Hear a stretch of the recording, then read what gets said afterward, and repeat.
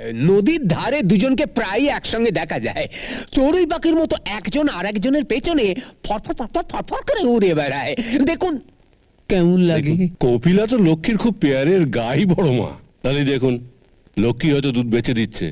সেদিন বলছিল না ভাইকে সন্দেশ খাওয়াবে, হয়তো ওই দুধ বেচার টাকা দিয়েই ভাইকে সন্দেশ গেলাচ্ছে। খাওয়া পড়ার জন্যই কি আর সবাই টাকা রোজগার করে? অন্য কারণেও তো করে। এই ধর না, কেন তোর গলায় তো কেউ কোনোদিন রূপো পেতলের হারও দেখেনি, আজ দেখছি সোনার হার উঠেছে।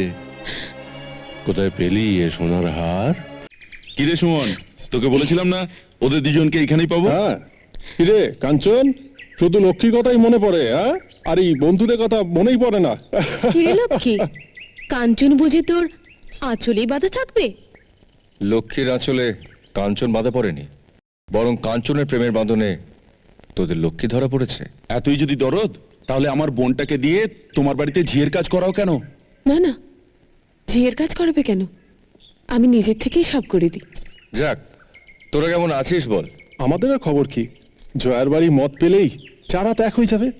তবে ওরাই তো রাজি হচ্ছে না। কেন রে জয়া? সুমনদা তো পাত্র হিসেবে খারাপ নয়। ঠিক আছে, আমি না হয় ঘটকালিটা করে দিই। কি উপহার দিবি বল? উপহার? কাঞ্চনকে তোর হাতে তুলে দেবো। খুশি তো?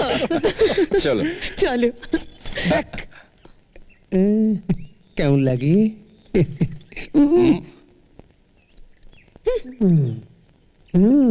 কিরে নকুল, তুই এদিকে কি মনে করে? দেখ কেমন লাগে। দূর থেকে দেখতে পেয়ে ভাবলুম কে না কে কথা বলছে, তাই তাই তাই আমাদের কথা শুনতে এসেছিলে? কি কথা হচ্ছিল রে? শেষ হয়ে গেছে। হ্যাঁ, আবার নতুন কথা হলে তখন তোকে খবর দেবো। হ্যাঁ, চল চল। আমার ছেলে লক্ষ্মীর সঙ্গে মেলামেশা করে। শুধু মেলামেশা করে বললে কম বলা হবে, একটু বেশি করে। বল না লোকলে। নদীর ধারে দুজনকে প্রায় একসঙ্গে দেখা যায়। চড়ুই পাখির মতো একজন আর একজনের পেছনে ফরফর ফরফর ফরফর করে উড়ে বেড়ায়। দেখুন কেমন লাগে। তুমি নিজের চোখে দেখেছো? আগে হ্যাঁ, আমার নিজের এই চোখ দুটো দিয়ে দেখেছি। ওরা একাই থাকে? না না, সুমন, জয়া, বাদল এরাও থাকে। ও, তা এরা তো সব কাঞ্চনের বন্ধু। বন্ধু বান্ধব আর দাস দাসী তো এক হলো না হুজুর। হ্যাঁ তাছাড়া লক্ষ্মী আপনার বাড়িতে কাজ করে, সেই বা খোকা বউর সঙ্গে তো মেলামেশা করবে কেন? হ্যাঁ, একটা কথা তোমাকে মনে করিয়ে দিই দামোদর, লক্ষ্মীর মা তোমাদের গিন্নিমার সই ছিলেন, আর দয়াল লক্ষ্মীর বাবা, সে গরিব হলেও আমার বন্ধু ছিল। লক্ষ্মী তো দয়ালেরই মেয়ে। ছিল, একদা ছিল, কিন্তু এখন তো আর নেই। তাছাড়া সবাই জানে যে লক্ষ্মী আপনার গোয়াল ঘরে কাজ করে। কথাটা আমার কানে পৌঁছে দিয়ে তুমি ভালোই করেছো দামোদর। কাঞ্চনের এরকম দুর্মতি আমি হতে দেব না। কর্তা শুনে কি বললেন না? খুবই উত্তেজিত মা। এখন এই কাঁটা শুদ্ধ উপড়ে দিতে পারলেই ভালো হয়। আমিও ঠিক সে কথাই ভাবছি, কিন্তু মুশকিল হয়েছে ঠাকুরপো আর সুবর্ণকে নিয়ে। কেন মা? লক্ষ্মীর প্রতি ওদের একটু বেশিই দরদ, সবসময় ওকে আগলে আগলে রাখছে। বড় মা, কি হয়েছে রে কামিনী? কদিন ধরে গোয়ালা দুধ দুইতে আসছে, দেখছে কপিলা গাইয়ের বাটে দুধ আসছে না। সে কি রে, দুধেল গায়ে কপিলা আর দুধ দিচ্ছে না? না মা, কপিলা তো লক্ষ্মীর খুব পেয়ারের গাই বড় মা। তাহলে দেখুন, লক্ষ্মী হয়তো দুধ বেচে দিচ্ছে। সেদিন বলছিল না ভাইকে সন্দেশ খাওয়াবে, হয়তো ওই দুধ বেচার টাকা দিয়েই ভাইকে সন্দেশ গেলাচ্ছে। ডাকতো লক্ষ্মীকে। আচ্ছা মা। লক্ষ্মীকে বিদায় করার এই একটা সুযোগ, কিন্তু বিদায় করলে তো গ্রাম ছাড়া করতে পারবো না। বিয়ে দিতে পারলে গ্রাম ছাড়া করার আর দরকারটা কি মা? বিয়ে? অন্য পাত্রের সঙ্গে যদি বিয়ে দিয়ে দেওয়া যায়। কিন্তু পাত্র কোথা থেকে পাবো? নাই অনুমতি দিলে আমি পাত্র জুটিয়ে দেব মা। বড় মা, আমাকে ডেকেছেন? হ্যাঁ। কপিলা কদিন ধরে দুধ দিচ্ছে না কেন? আমি জানি না বড় মা, আমি দুধ দুই না। সকলের সামনে না দিলেও আড়ালে কাজটা করিস, আর সেই দুধ বাজারে বেচে টাকা রোজগার করছিস। না বড় মা, না। আপনার দয়াতে আমি যা পাই তার বেশি আমার আর কিচ্ছু চাই না। সুখে দুঃখে আমার তাতেই চলে যায় বড়মা।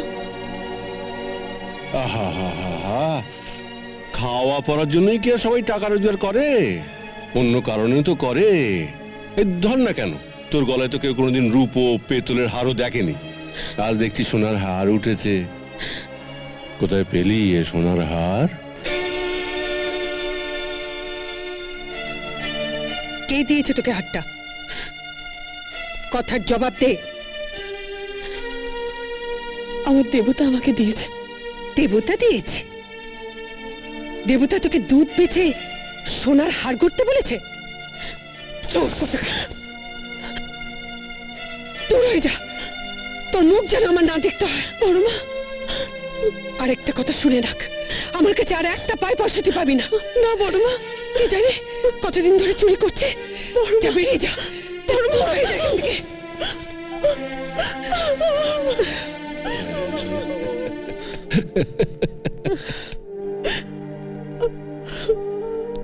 কাঁদিস না লক্ষ্মী, কাঁদিস না মা। পিসি, শেষে আমাকে চোর বদনাম দিয়ে তাড়িয়ে দিলে। আমি নাকি কপিলার দুধ চুরি করে বাজারে বিক্রি করি। না, অবস্থার বিপাকে অনেক কটু কথাই মা শুনতে হয়।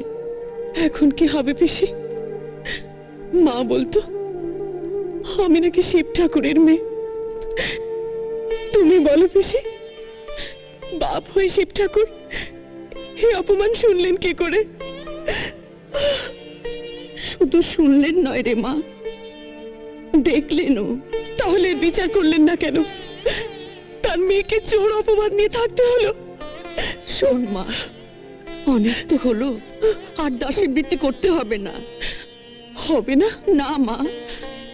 তাহলে এই সংসার চলবে কি করে? নীলুর মুখে আমি কি তুলে দেবো পিসি? এই দিদি, তুই কাঁদিস না। যেদিন বাড়িতে কিছু রান্না হবে না, সেদিন দেখবি আমার খিদেই পাবে না। মা কি একাদশীর দিন কিছু খায়? আমিও সেদিন একাদশী ভেবে উপোস করব। না, শুনছো পিসি, শুনছো আমার নীলু কি বলছে? তুই শোন মা, শুনে মনকে শব্দ কর। ঠিক আছে, আমি আমার নীলুকে ছুঁয়ে প্রতিজ্ঞা করছি।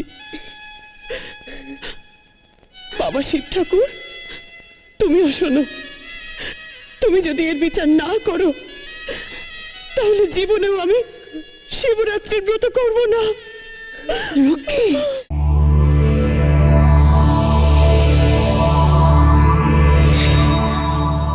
এরকম আরো অনেক সিনেমা দেখতে হলে ডাউনলোড করুন ক্লিক অ্যাপ।